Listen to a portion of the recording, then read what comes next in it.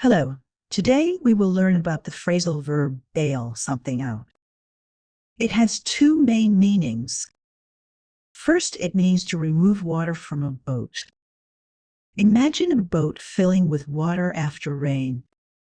You need to bail the water out to keep it safe. Second, it means to help someone out of trouble. For example, when a company is in financial trouble, someone might bail them out. Notice the spelling, bail with an E. Don't confuse it with bail, which is used differently. Bail something out is separable. You can say bail the water out or bail out the water. But when using pronouns, put the pronoun between the verb and the particle. Say bail it out, not bail out it. Let's see some examples. He bailed the boat out after the storm. The government bailed the company out during the crisis. Can you bail me out if I need money?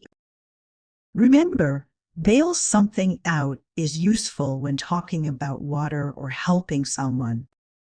Try to use it in your daily conversations. Thanks for watching. See you next time.